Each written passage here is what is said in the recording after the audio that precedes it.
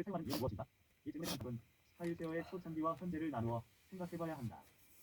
스타일 정보 공유 커뮤니티 성격이 강했던 초창기의 스타일쉐어는 지금보다는 유저 수가 훨씬 적었지만 그들의 사이트 재방문 횟수와 활동량은 매우 높았다.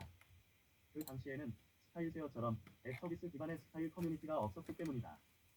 회원들끼리 서로 정보를 공유하고 대화를 나누면서 찌읒찌읒찌읒 나는 신조어가 탄생하기도 했고 스타일쉐어 유저들이 서로를 스쉐러라고 부르는 문화도 이때 만들어졌다.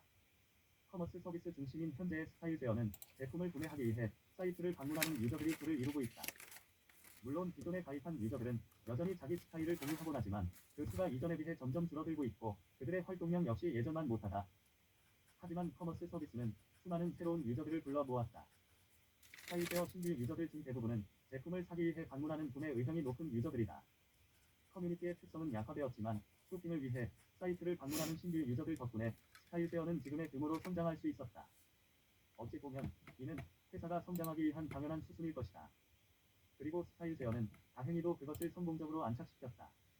세 번째 질문, 이 브랜드는 현재 어떤 문제점에 봉착했는가? 우선 오해의 소지를 없애기 위해 짚고 가자면 소위 문제점이 없는 브랜드는 지구상에 존재하지 않는다.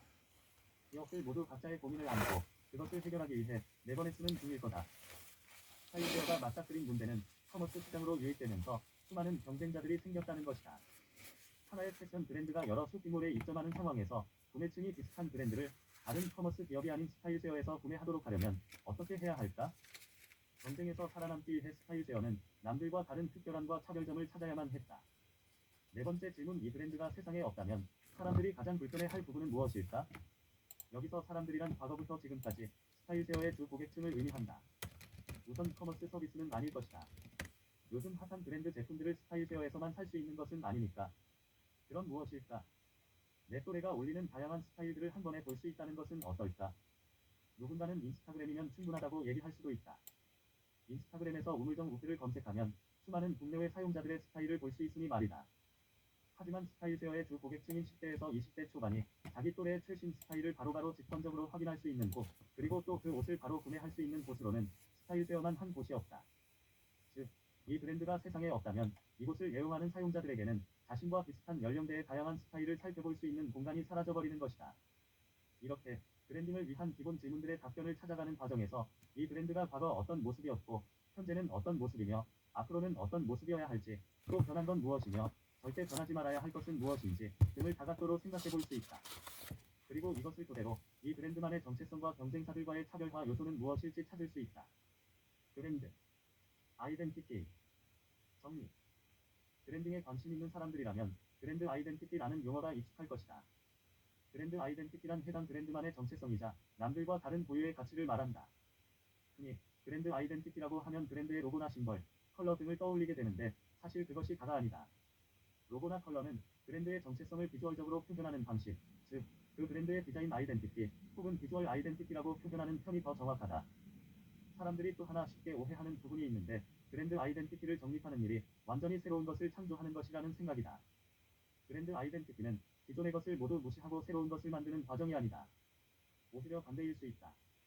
해당 브랜드가 지금까지 쌓아온 것들을 바탕으로 그 브랜드만이 지닌 가치를 찾아 그것을 사용자에게 어떤 방식이나 경험으로 전달할 것인지를 정립하는 일이다. 결국 브랜드다운 모습에 대한 정의라고 할 수 있다. 그리고 그것은 앞창에서 던진 질문들을 바탕으로 차근차근 풀어나갈 수 있다. 이해를 돕기 위해 다시 스타일쉐어를 예로 들어 살펴보자. BI를 정립할 당시의 상황. 스타일쉐어는 10대에서 20대 초반 여성 고객 중심으로 성장한 브랜드다. 그래서 그들 사이에서는 브랜드 인지도가 매우 높은 편이었다. 그들에게 스타일쉐어는 아주 매력적이진 않아도 자신의 성장기를 함께 보낸 친근한 브랜드였다. 하지만 지금은 상황이 조금 달라졌다. 커머스 서비스가 도입된 이후 자의 반타이 반으로 많은 경쟁자들이 생겨났고 소비자의 선택권도 넓어졌다. 그러다 보니 고객층을 기존 10대 중심에서 20대로 넓힐 필요가 있었다. 그렇다면 20대들 사이에서도 스타일쉐어가 매력적인 브랜드일까? 아마도 그렇지 않을 것이다. 시장에서의 톱 플레이어들은 각자의 매력으로 굳건히 자리하고 있고 스타일쉐어는 그 시장의 새로운 팔로워로 진입했을 뿐이다.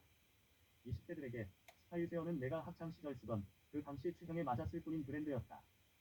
그렇다면 스타일쉐어만의 차별점으로 무엇을 내세워야 할까? 다른 커머스 기업과는 달리 스타일쉐어만이 줄 수 있는 가치는 무엇일까? 고객은 그를 통해 무엇을 경험할 수 있을까? 스타일쉐어만의 차별점. 이 브랜드만의 차별점은 오히려 스타일세어가 어떤 서비스로부터 시작했는가라는 질문에서 찾을 수 있었다. 스타일세어는 스타일 커뮤니티로 시작한 서비스다. 다른 커머스 기업 대부분 온라인 상품 판매라는 본질을 토대로 사업을 시작했다면 스타일세어는 회원들이 자신의 스타일을 자유롭게 공유하는 커뮤니티 서비스가 그 근간을 이루고 있었다. 나는 커뮤니티라는 이 태생적 특성이 다른 커머스가 가지지 못한 스타일세어만의 차별성이라고 판단했다. 그래서 커뮤니티의 특징들을 외적 특징과 내적 특징을 기준으로 나누어 고민해보았다. 우선 커뮤니티의 외적 특징으로 다음 두 가지를 정리할 수 있었다. 공통의 명확한 관심사, 공유를 기반으로 한 소통 방식. 이 두 가지 특징은 결국 스타일세어라는 브랜드 이름과 명확히 일치한다.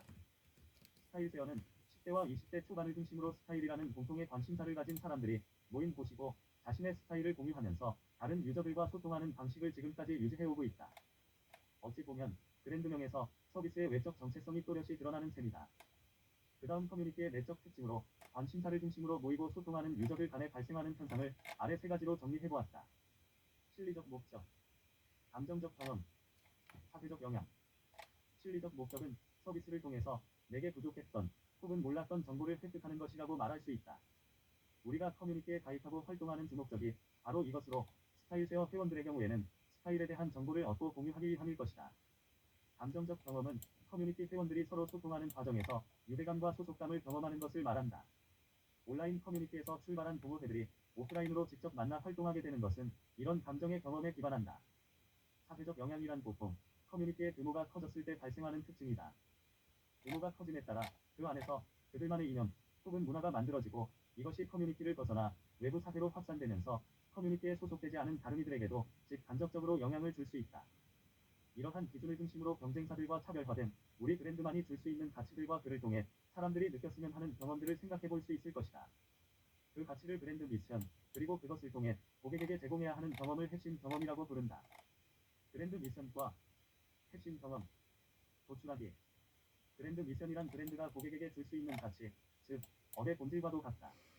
그리고 업의 본질이란 결국 우리가 왜 이 일을 하는지에 대한 답변이다. 이는 결국 브랜드의 존재 이유로 바꿔 말할 수 있을 것이고 그것을 알아야 담당하는 브랜드가 정확히 고객에게 어떤 경험을 제공할 수 있을지, 아니 어떤 경험을 제공해야만 하는지를 이끌어낼 수 있다.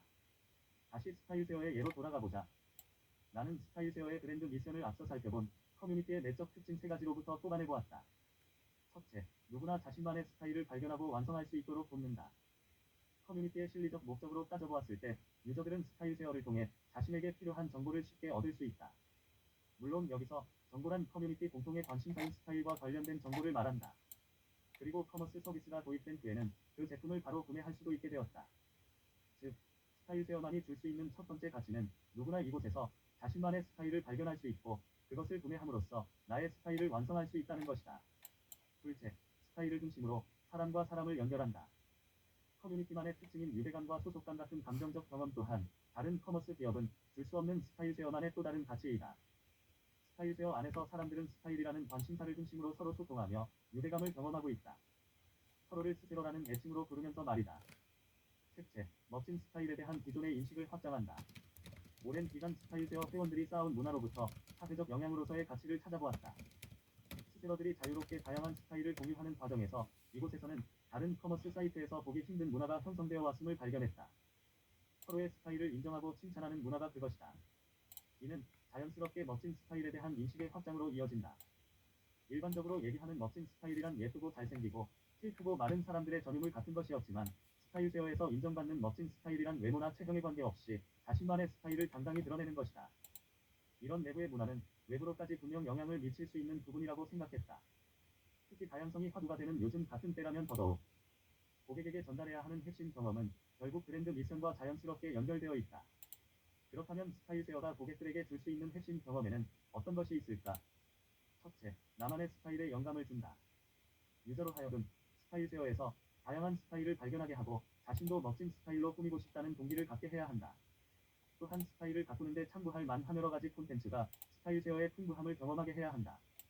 그로 인해 스타일에 관한 내 안목이 발전하고 있다고 느낄 수 있도록 말이다. 이러한 경험은 자연스럽게 사이트 체류 시간과 재방문율을 늘린다. 둘째, 우리만의 유대감과 소속감을 느끼도록 한다. 같은 스타일에 관심을 가진 스세러들, 그리고 자기 스타일을 꾸준히 공유하는 스세러들과의 끈끈한 유대감과 소속감을 경험하게 해야 한다. 이런 브랜드 유저들 간의 감정적 연결은 그들로 하여금 더욱 적극적으로 활동하도록 이끌고 회원들의 서비스 이탈률 또한 낮출 수 있다. 셋째, 모두의 개성과 다양성이 존중받도록 한다.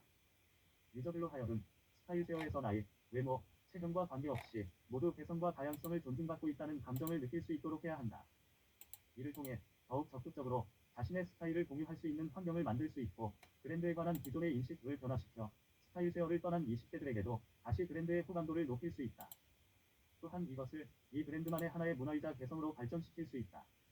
이렇게 다양한 질문들을 통해 브랜드의 상황을 살펴보고 그로부터 브랜드의 정체성을 파악한 다음 결국 브랜드 미션과 고객에게 전달해야 할 핵심 경험까지 도출해내면 명확한 브랜드 아이덴티티를 완성할 수 있다. 결국 내가 누구인지를 먼저 정의하는 것에서부터 브랜딩이 시작된다. 노트. 브랜드 정체성 테이블. 브랜드 미션을 정의하고 그것을 바탕으로 고객에게 전달해야 할 핵심 가치들까지 뽑고 나면 나는 이것을 브랜드 정체성 테이블에 정리해보곤 한다. 물론 브랜드 미션을 확실하게 정의 내리지 못한 상태에서 써보는 것도 괜찮다.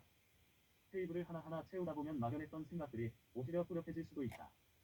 브랜드의 미션을 전달해야 할 대상, 즉 핵심 가치를 전달해야 할 고객들, 이 누구일지를 가늠해 볼 수 있고 그들에게 우선적으로 어떤 모습을 보여줘야 하고 어떤 인상을 남기면 좋을지, 그리고 우리 브랜드가 반드시 시장에서 점유해야 할 키워드는 무엇인지도 정리해 볼 수 있다. 디퍼런트.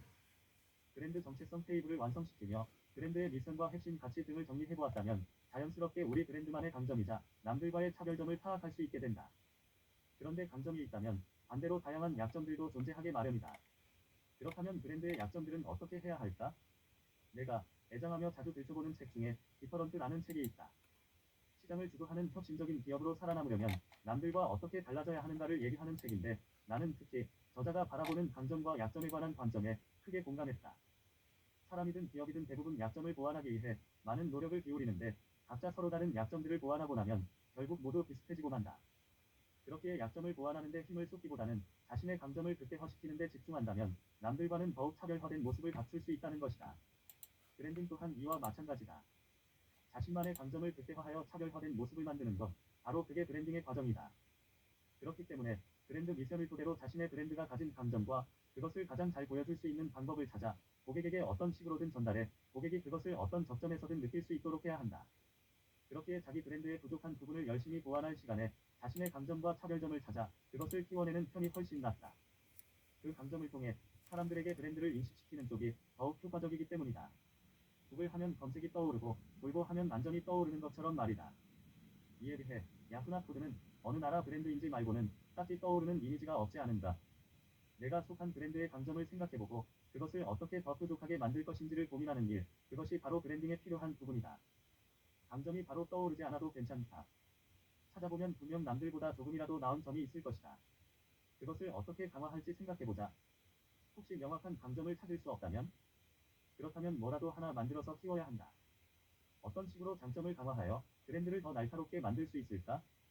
이와 관련해서는 29CM에서 브랜딩 디렉터로 일할 당시의 경험이 가장 많이 떠오른다.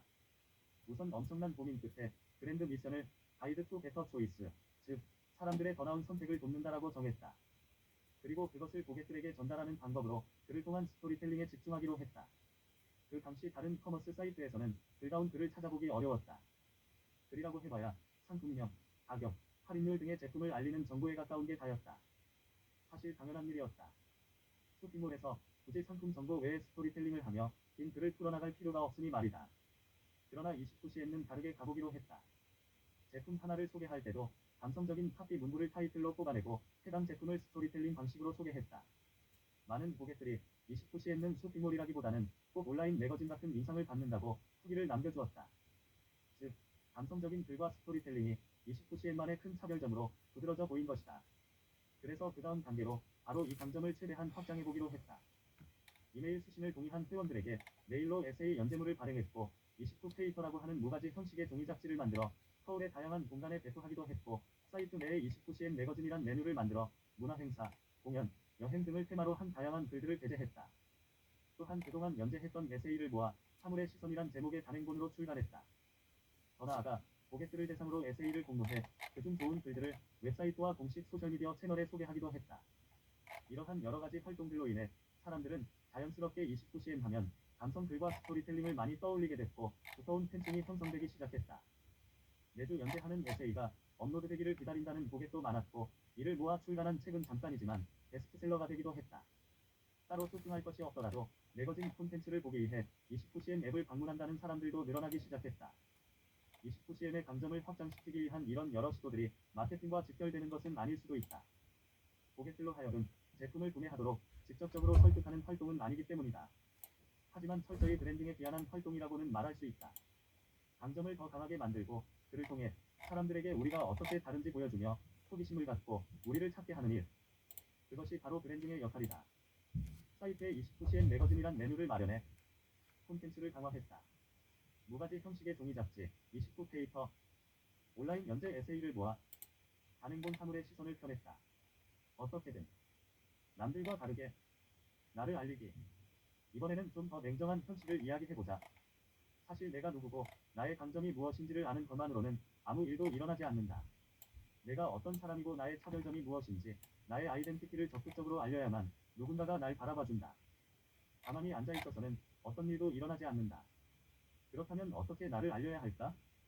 사실 이것에 정답이란 없다. 어떤 식으로든 남들과 다른 방식으로 나를 알릴 필요가 있다. 거기에 우아함과 품격은 중요하지 않다. 무슨 수를 써서라도 한 번이라도 나를, 우리 브랜드를 주목하게 하는 것이 중요하다. TV 광고를 하면 된다고 쉽게 말할 수도 있겠지만 안타깝게도 모든 기업이 그만큼 형편이 좋은 건 아니다. 2014년 당시 29cm의 인지도는 그리 높지 않았다. 나를 포함한 동료들 모두 29cm과 차별화된 온라인 편집 쇼빔을 보여줄 준비가 되어 있었지만 외부에서는 그것을 잘 모르는 것이 문제였다. 어떻게 우리를 알릴 수 있을까? 그것도 예산이 거의 없는 수준에서 말이다. 그때 떠올린 생각이 하나의 명확한 주제를 잡은 뒤 그것과 관련해 이목을 집중시킬 콘텐츠를 만들어보자는 것이었다. 어떤 주제로 정할지 고민하던 중 5월 22일이 세계 생물종 다양성 보존의 날이란 것을 알게 되었다. 이것을 주제로 삼으면 사람들에게 다양한 멸종위기 동물도 보여주며 의미 있는 캠페인을 만들 수 있겠다 싶었다. 그렇다면 어떤 방식으로 보여줘야 서비스와의 연결성도 높이면서 사람들의 이목을 집중시킬 수 있을까? 우리는 그것을 패션에 접목시켰다. 그렇게 해서 29명의 직원들이 당시 29cm에서 판매 중인 제품들을 손수 입고 촬영을 한 다음 각자 얼굴에 멸종위기 동물들의 얼굴을 합성하게 되었다. 그리고 이것을 노트북 형태로 제작해 세계 생물종 다양성 보존의 날에 맞춰 공개했다. 캠페인을 29ANIMALS라고 이름 붙이고 각각의 멸종위기 동물을 소개하며 현재 어떤 상황에 처해 있는지에 대한 정보도 함께 게시했다. 이런 배경에서 진행한 29ANIMALS는 패션 아이템을 판매하는 온라인 편집숍이라는 서비스의 성격을 유지하면서 사람들의 더 나은 선택을 돕는다. 라는 29cm의 브랜드 미션, 그리고 멋지고 착하고 엉뚱하게라는 당시 슬로건을 잘 보여주는 캠페인이었다. 캠페인을 소셜미디어를 통해 공개하자 곧 여기저기 퍼지기 시작했고 언론 매체에서 이를 기사화해주기도 했다. 모두 합쳐 100만 원이 채 안 되는 광고비로 진행한 캠페인이었지만 29cm 나는 브랜드를 봐주게 하는 계기가 되었다. 또 하나 흥미로웠던 점은 이 캠페인이 정확히 6년 뒤인 2020년에 다시 한번 트위터를 통해 크게 화제가 되었다는 것이다. 3,000번 이상 리트윗되면서 트위터에서 화제가 된 아주 특별한 동물 패션 화보라는 제목으로 기사가 발행되기도 했다. 이렇듯 적은 예산으로도 충분히 효과적인 캠페인이 가능하다는 것을 이번 기회에 확인할 수 있었다. 멸종위기 동물을 주제로 삼아 진행한 29ANIMALS 캠페인. 그만. 경품 이벤트도 남들과는 다르게 정보가 넘쳐나는 세상에서 무언가로 누군가의 이목을 집중시키는 것은 결코 쉬운 일이 아니다.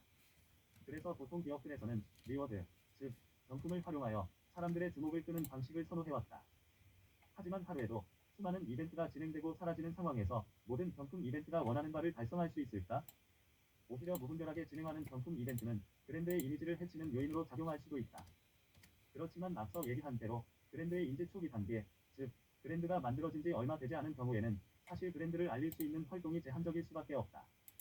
그런 상황에서 가만히 앉아서 우리를 봐달라고, 우리 앱을 설치해달라고, 우리의 회원이 되어달라고 기다릴 수는 없으니 어떻게든 세상의 존재감을 알려야 한다. 그때 기업들이 가장 쉽게 떠올리는 방법이 바로 경품을 걸고 진행하는 이벤트다. 공짜로 무엇을 준다는데 싫어할 사람은 그리 많지 않으니까. 나도 2014년 29cm 앱을 막 론칭했을 때 비슷한 고민을 했다. 차별화에 애써서 잘 만든 앱을 어떻게 많은 사람들이 다운로드하게 만들 것인가. 그래서 선택한 것이 바로 경품 이벤트였다. 하지만 뻔하고 안전한 방식으로 이벤트를 진행하고 싶진 않았다. 대부분의 경품 이벤트는 책정된 예산 안에서 경품을 되도록 많이 쪼개서 제공하려고 한다. 아무래도 경품의 종류가 많아지면 응모자가 당첨될 확률이 높아지니 더 많은 사람들이 참여할 것이라는 생각에서다. 때로는 당첨 확률 100%라는 조건을 내걸기도 한다. 그렇지만 나는 경품 이벤트에서도 좀 더 차별화된 모습을 보여주고 싶었다. 경품 이벤트를 브랜드를 알리는 도구로 사용할 수는 없을까? 이벤트 내용 자체에서도 브랜딩의 효과를 기대할 수는 없을까? 이런 질문에 답을 찾기 위해 여러 가지 고민을 거듭한 결과 몇 가지 이벤트를 성공적으로 진행할 수 있었고, 그중 129cm 미니를 소개해보고자 한다. 29cm 미니 쿠퍼 이벤트로 기억하는 사람도 많을 텐데 아마도 29cm을 오래전부터 알고 있던 분이라면 그 당시 이 이벤트에 참여했거나 이를 계기로 29cm을 알게 된 분도 많을 것이다. 차별화를 위해 다음의 내용에 중점을 두었다. 첫째, 오로지 한 명에게만 주는 큰 혜택. 오직 딱 한 사람에게만, 그리고 그에게 차 한 대를 주는 방식을 선택했다. 이런 방식이라면 이벤트의 주목도를 일반 경품 방식에 비해서 더 높일 수 있을 거라 생각했다. 차를 증정하는 이벤트가 당시엔 그리 흔치 않았고, 비록 내가 당첨되지는 못해도 누가 그 주인공이 될지 궁금하게 마련이니까. 둘째, 추구하고자 하는 브랜드 이미지와 가장 잘 맞는 브랜드를 경품으로 선정. 차를 경품으로 증정한다는 것만으로는 뭔가 부족했다. 경품도 해당 브랜드 이미지에 잘 부합해야 한다고 생각했기에 고민 끝에 차종을 미니 쿠퍼로 정했다. 미니 쿠퍼의 나 노멀이란 슬로건이 29cm가 추구하는 바와 잘 맞는다는 생각이 들었기 때문이다. 그리고 미니 쿠퍼는 커스터마이징 방식이 다른 차종에 비해 많이 열려있다는 점도 매력적이었다. 셋째, 세상에 단 하나뿐이라는 희소성. 그래서 우리는 검정색 미니 쿠퍼를 한 대 구입해서 그것을 29cm을 떠올리게끔 화이트와 크롬 컬러의 선을 넣어 커스터마이징했다. 안전벨트에는 당시 29cm의 슬로건이었던 멋지고 착하고 엉뚱하게를 새겨 넣었다. 이렇게 세상에 하나뿐인 미니 쿠퍼 한 대를 경품으로 준비해둔 것이다. 넷째, 고객을 주저하게 하는 단 하나의 요인까지 깨끗이 없앤다. 경품 수령 시 발생하는 제세 공과금도 29cm에서 부담하기로 했다. 사실 어떤 경품이건 그것이 5만원 이상이면 제세 공과금 22%는 고객이 부담해야 한다. 만약 그것이 자동차라면 그 액수는 더욱 부담스러울 수 있고, 그로 인해 당첨된 사람에게는 이벤트에서 겪는 마지막 경험이 그리 좋지 않은 기억으로 남을 수도 있다. 그리고 제세 공과금마저 기업에서 감당한다는 방식을 강조하면 확실히 차별화시킬 수도 있을 것 같았다. 아마 이 이벤트 이후 발생한 현상이라 생각한다. 그렇게 29cm 앱으로 이벤트에 응모한 사람 중 단 한 명에게 세상에 하나뿐인 미니 쿠퍼를 제세 공과금 부담 없이 제공하는 이벤트를 2주간 진행하게 되었다. 이벤트에 응모하기 위해서는 앱을 설치하여 앱을 경험해봐야 하고, 또 당첨 시 연락을 위해 회원 가입이 필수였다. 결과는 어땠을까? 우선 이런 새로운 방식의 경품 이벤트를 접하는 것은 처음이었기에 많은 사람들이 호기심을 보였다. 그리고 자신이 혹시 그 한 명이 될 수 있을지 궁금했는지 정말 많은 사람들이 이벤트에 참여했다. 2주간 이벤트 페이지에 100만 명 이상이 몰렸고 29cm 앱 다운로드는 약 10만 건이 발생했다. 회원 가입 역시 자연스레 같은 숫자로 증가했는데 이벤트 이전 평균 회원 가입 수의 몇십 배에 달하는 숫자였다. 소셜미디어에서도 난리가 났다.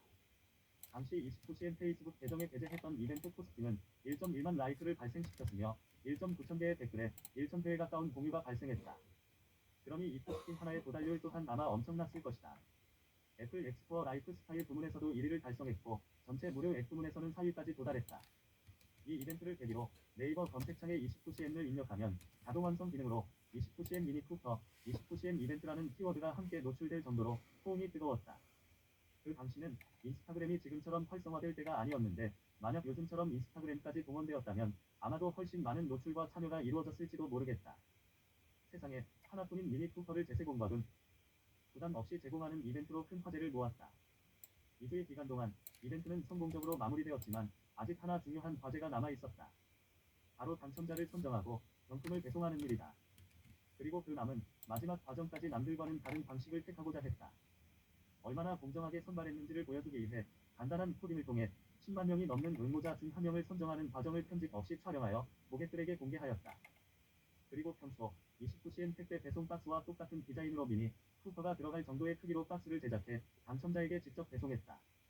이런 일련의 과정을 모두 영상으로 촬영해 공개함으로써 2차적인 홍보 효과를 발생시키기도 했다. 129cm 미니 경품 이벤트는 큰 화제를 불러일으키며 고객들뿐만 아니라 기업 내부 직원들, 거래처 관계자들 사이에서도 정말 오랫동안 회자되고 기억에 남는 이벤트가 되었다. 경품을 당첨자에게 배송하는 과정까지 영상화하여 공개하였다. 129cm 미니 바이럴 영상 QR코드 이벤트만으로 브랜딩이 가능할까? 29cm에서 일하던 당시 129cm 미니 이벤트만큼이나 홍보 효과가 컸던 또 다른 이벤트가 바로 29cm 1000만원 이벤트라고 불리던 이벤트다. 3번에 걸쳐 시리즈로 진행한 이벤트라 그 방식도 독특했다. 첫째, 오직 한 명에게만 제공하는 1000만원 마일리지 129cm 겟미니 이벤트와 마찬가지로 이번 이벤트에서도 다수에게 골고루 혜택을 나눠주는 방식이 아닌 오직 한 사람에게만 큰 행운이 돌아가도록 기획했다. 이번 경품은 1000만원 상당의 마일리지였다. 예상상 가능한 최대 금액이기도 했지만 1000만원이라는 액수는 도전해보고 싶을 정도의 큰 금액기도 한데다 꼭 참여하지 않더라도 기억에 남을 만한 액수였기 때문이다. 차량과 달리 이번엔 경품 제공의 방식도 손쉬웠다. 같은 1000만원의 예산이라도 그것을 1000명 또는 그 이상으로 쪼개어 경품으로 제공하는 일반적인 방식이 아닌 오직 한 명에게 제공한다는 점이 이 역시도 큰 차별점으로 작용할 거라 생각했다. 둘째, 한 달, 하루, 그리고 1시간 만에 몽땅 써야 하는 게임 같은 미션. 최종 당첨자는 제공된 1000만원을 제시한 기간 내에 몽땅 써야 한다는 미션을 붙였다. 미션 덕분에 마치 게임처럼 받아들여져 수많은 사람들의 도전 욕구를 불러일으켰다. 첫 이벤트에서 제시한 한 달이라는 기간은 다음 이벤트에서는 단 하루, 그리고 그 다음에는 무려 단 1시간 만에 써야 하는 미션으로 점점 그 난이도를 높여갔다. 이렇게 세 차례 시리즈로 연속성 있게 이벤트를 진행함으로써 첫 번째 이벤트에 참여한 사람들이 다음 이벤트에도 재도전하는 경우가 많았고 그들에게 29시엔나는 브랜드를 더욱 뚜렷이 각인시켰다. 셋째, 모집 공고와 같은 커뮤니케이션 방식. 이벤트를 알리고 전달하는 커뮤니케이션 방식에도 차별화를 주고자 했다. 벽보처럼 모집 공고 포스터로 디자인을 해서 경품 소식을 전했는데, 즉 이러한 이벤트에 참여해보라는 일반적인 커뮤니케이션 방식에서 벗어나 1000만원을 한 달 안에 몽땅 쓸 수 있는 사람을 찾는다는 메시지를 포스터에 담아 사람들에게 알렸다. 이 같은 전달 방식은 사람들의 호기심을 더욱 자극했고 도전 욕구도 더 크게 불러일으켰다. 넷째, 만우절 단 하루만 진행. 보통 하나의 이벤트를 진행하면서 그 기간을 몇 주 정도로 잡는데 그 이유는 사실 명확하다.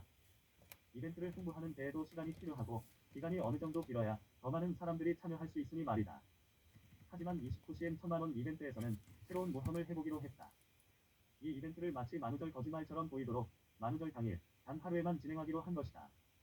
단 하루라는 제한적 상황으로 인해 CPA, 즉 사람들을 즉각적인 행동으로 이끌 수 있을 것 같았는데 내가 이 이벤트에 당첨이 될까? 라고 걱정하기 전에 단 하루라는데 일단 참여해보고자 하는 심리를 이용한 것이다. 그리고 그 하루를 만우절로 설정해 이벤트의 주목도를 더욱 높이고자 했다.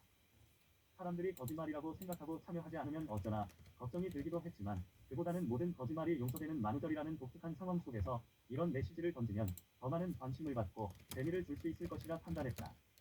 만우절이니 속는 생기고 한번 해보자는 심리도 있을 것이고 말이다.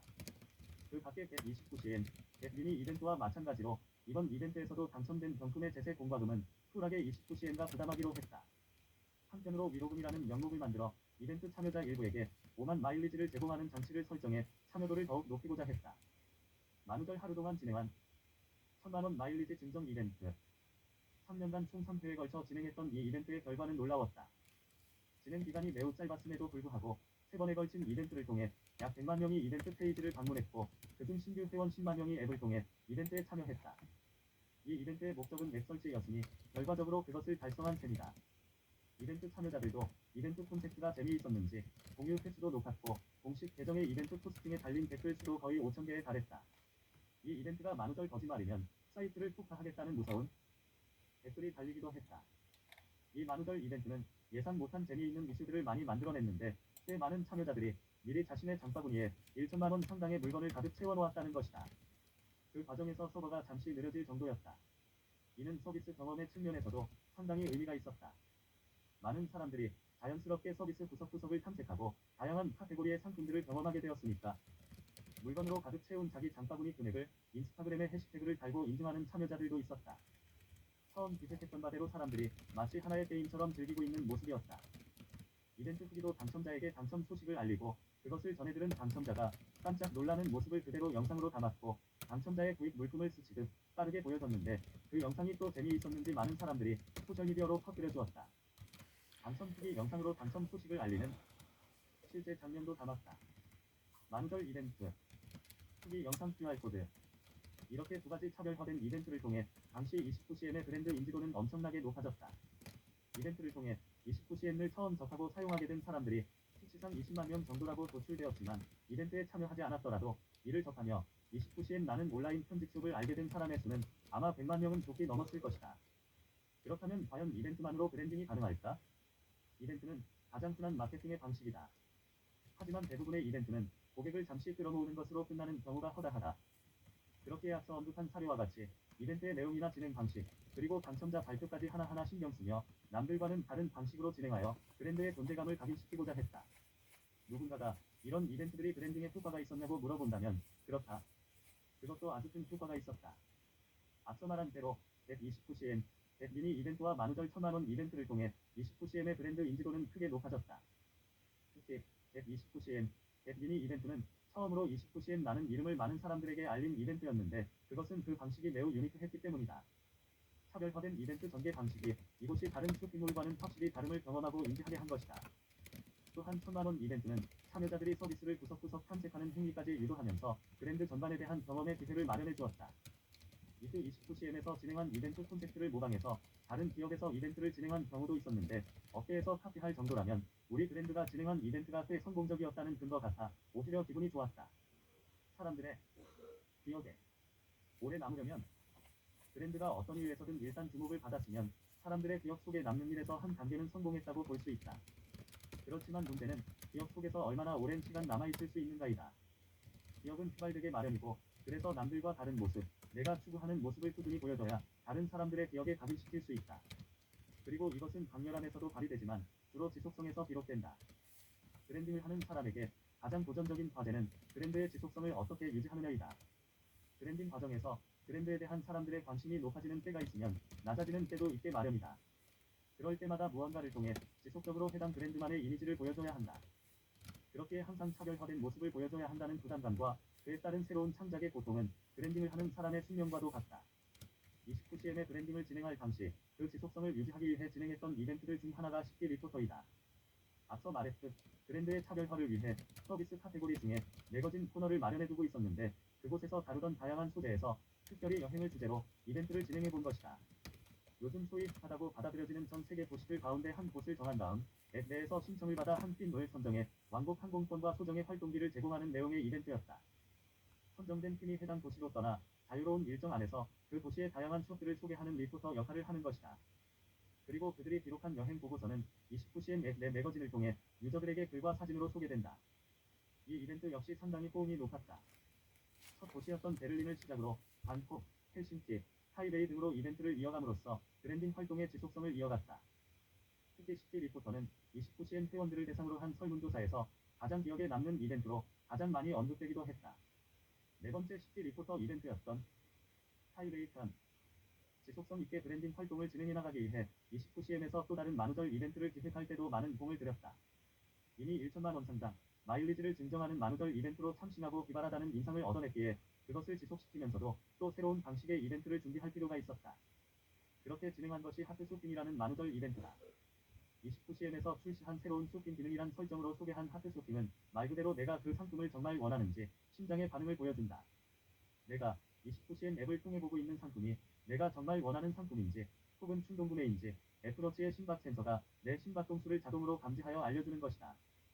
충동구매로 의심되면 심호흡을 유도하고 마음을 안정시켜주는 기능이 동작한다. 이 기능이 동작했음에도 불구하고 다음날 다시 해당 상품을 보았을 때 심박수가 올라간다면 그것은 정말 사야 하는 상품이다. 이러한 내용을 가이드 영상으로 만들어 만우절인 4월 1일에 공개했다. 단순히 일회성 재미로 끝나는 일반적인 만우절 이벤트가 아닌 금일에 등장할지도 모를 그런 쇼핑 기능을 하트 쇼핑 기능으로 제안해보고 싶었다. 가이드 투 베터 초이스라는 브랜드의 미션과도 잘 맞아떨어지는 기획이기도 했다. 정말로 29cm에서 출시한 기능이라고 생각했는지 애플워치에서 어떤 앱을 다운받으면 되는지 문의해오는 경우도 꽤 있었다. 한 블로거는 하트 쇼핑을 다음처럼 언급하기도 했다. 일반적인 쇼핑몰과 남다른 행보를 가고 있는 29cm는 만우절 이벤트조차도 남다르게 했습니다.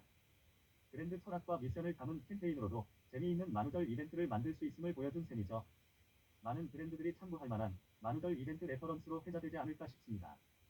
이런 식으로 29cm는 늘 크고 작은 화제를 몰고 다니는 이벤트들을 이어가며 이를 통해 29cm만의 브랜딩을 지속해나가고자 했다. 만우절 이벤트로 쇼핑 시 심박 동수를 감지한다는 설정의 하트 쇼핑을 진행했다. 하트 쇼핑. 티저 영상 QR코드. 하트 쇼핑. 가이드 영상 QR코드. 노트. 진심은 힘이 세다. 브랜딩에 있어서 중요한 요소들을 꼽아보자면 브랜드다움, 차별성, 지속성, 진정성 같은 것들이 떠오른다. 그중 진정성 하면 가장 먼저 떠오르는 브랜드가 하나 있는데 바로 자동차 회사 볼보다. 볼보는 오직 안전이라는 키워드 하나를 고객의 머릿속에 각인시키기 위해 오랜 시간 많은 비용을 쏟아부으며 브랜딩을 해왔다. 그리고 그것에 성공했다. 그렇지만 내가 볼보를 좋아하는 이유는 그보다는 볼보가 정말 안전에 대해 진심이라는 것이다. 허리 부분만 감싸는 2점식 안전벨트가 사용되던 당시 어깨 부위까지 감싸는 3점식 안전벨트를 처음 개발한 회사가 바로 볼보다. 그런데 무엇보다 특허받은 이 제조 기술을 무료로 공개하여 다른 자동차 회사들도 사용할 수 있게 한 점이 인상적이다. 자신만의 강점이 될 수 있었던 핵심 기술을 모두에게 공개함으로써 매출보다는 모두의 안전을 택한 기업의 결정이 정말 멋져 보였다. 기업이 안전을 얼마나 중요하게 생각하는지를 보여주는 단적인 예다. 그 밖에 볼보는 주행 안전과 관련한 다양한 기술 특허를 보유하고 있기도 하다. 브랜딩을 하는 사람으로서 볼보를 더욱 눈여겨보게 된 계기는 볼보 코리아 공식 소셜미디어를 통해 접한 우물정 볼보의 언더바 오지랖이라는 제목의 이미지 한 장이었다. 그 이미지에 따르면 볼보 차종 중 높은 전보를 가진 크로스오버 차량은 하단에 크로스 멤버라는 것이 있어 마주 오는 일반 세단형 차량과 정면 충돌 시 상대방 차에 올라타지 않고 정확히 메인 프레임끼리 맞닿게 하는 역할을 한다는 것이다. 그것을 본 순간 볼보는 그 차량에 탑승한 사람의 안전뿐 아니라 상대 차량 운전자의 안전까지 지키려고 하는 브랜드라는 생각이 강하게 들었다. 자동차는 소비자가 제품을 구입하는 과정에서 시간과 노력을 많이 들이는 고관여 제품이다. 그만큼 가격이 비싸기 때문이다. 그렇기에 고관여 제품 브랜드들은 보통 브랜드 광고에 매우 많은 비용을 사용한다. 자기 브랜드 상품을 최대한 고급스럽고 소유하고 싶게끔 만들고자 하는 것이다. 그러나 볼보의 안전이라는 키워드에 대한 진정성은 그런 멋진 광고들보다 브랜드의 이미지에 더 큰 영향을 끼치는 듯하다. 적어도 나에게는 그러했다. 우물정 볼보의 언더바 오지랖이라는 키워드와 함께 그 내용은 내 마음속에 오래 남았고 이후 볼보라는 브랜드에 더욱 깊은 관심을 갖게 되었다. 다른 자동차 브랜드에서 강조하는 속도감, 세련된 같은 키워드보다 볼보에서 강조하는 안전이란 키워드가 내게는 훨씬 진정성 있게 다가왔고 결국 나는 볼보 차량을 보유한 또 한 명의 고객이 되었다. 아마 다음 차를 구매할 때도 볼보라는 브랜드를 선택할 것이다. 그만큼 진심은 생각보다 힘이 세다. 안전이라는 기업 철학으로 브랜딩을 이어가고 있는 볼보. 사람들의 마음속에 방점 짓기. 브랜딩을 위해서는 지속성도 중요하지만 가끔은 사람들에게 와, 역시 하는 감탄사를 유발시킬 만한 인상적인 브랜딩 활동이 필요하다. 이를 통해 사람들의 마음속에 방점을 뚜렷하게 남겨 해당 브랜드에 대한 기억을 오래 지속시키고 브랜드가 가지고 가려는 이미지를 더 단단히 붙이는 것이다. 내가 경험했던 그 대표적인 사례를 꼽아보라면 아이웨어 브랜드인 젠틀몬스터다. 젠틀몬스터는 플래그십 스토어를 새로 선보일 때마다 정말 감탄을 불러일으킨다.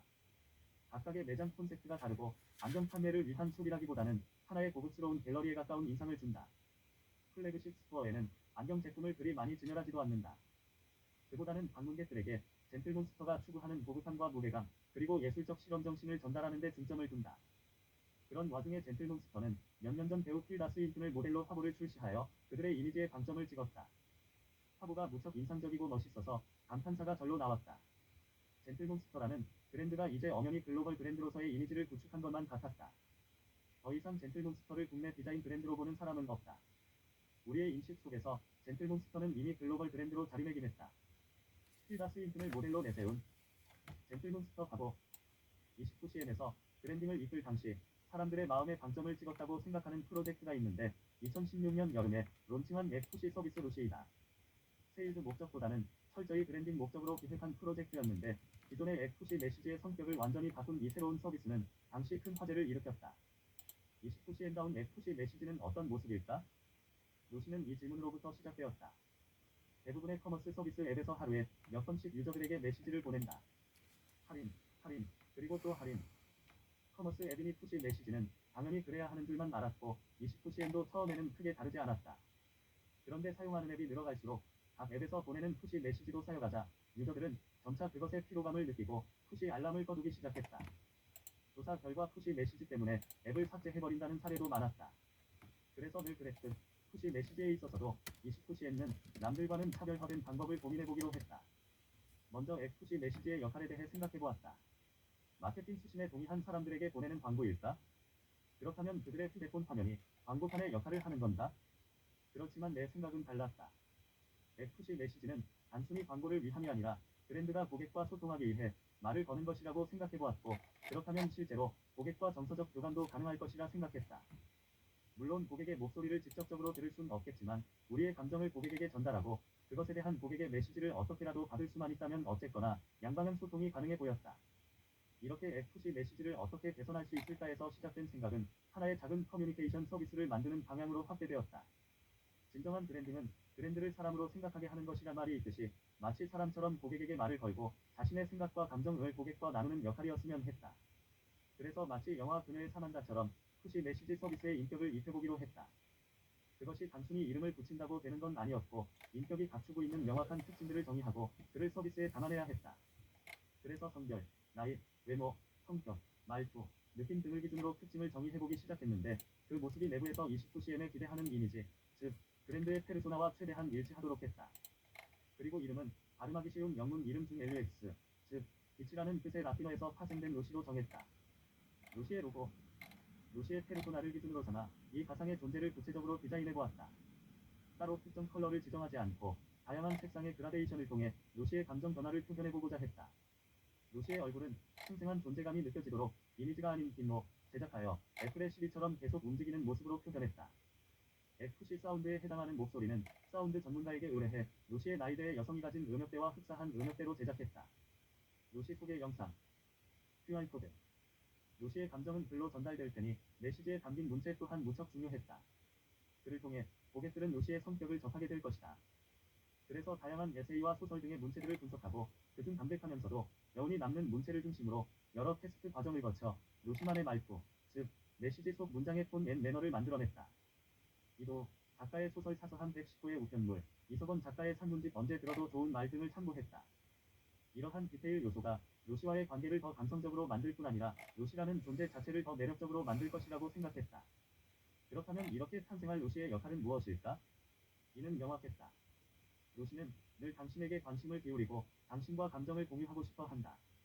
로시는 메시지를 통해 당신의 안부를 물으며 자신의 관심사와 일상의 이야기를 공유하기도 하고 때론 고민을 털어놓기도 하고 당신을 위로하기도 한다. 즉 당신과 더 가까워지고 싶은 존재, 이것이 바로 로시의 역할이다. 그래서 로시는 상품을 추천하거나 구매와 관련된 내용은 전혀 이야기하지 않는다. 로시의 관심사는 오직 사용자와의 감정적 교류다. 이렇게 2016년 7월 로시는 29cm의 수십만 유저들과 첫인사를 했다. 로시를 처음 선보였을 때의 반응은 예상보다 훨씬 폭발적이었다. 많은 사람들이 로시의 오픈 소식을 개인 소셜미디어에 공유하기 시작했고 역시 29cm답다는 많은 글들을 확인할 수 있었다. 난생 처음 FC 알람을 켜봤다는 반응도 있었다. FC 메시지의 오픈율 또한 이전과 비교해서 훨씬 높아졌다. 실제로 로시에게 직접 메일을 보내는 사람들도 있었다.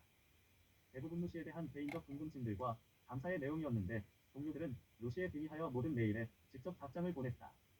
로시를 개발할 당시의 기획 의도처럼 로시는 정말 고객과의 소통 창구가 되어 그들과 더 깊은 관계를 형성하고 있었다. 이들에게 로시는 단지 온라인 커머스 앱에서 보내는 푸시 서비스가 아닌 그 이상의 무엇이었다. 로시는 29cm의 미션을 관계적 측면에서 잘 풀어낸 성공적인 브랜딩 사례였다.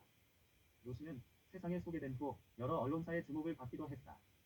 그중 단순히 판매를 위하기보다 소비자와의 교감에 집중하려는 시도는 그들의 브랜드 아이덴티티와 공명한다. 라는 내용이 특히 기억에 남는다.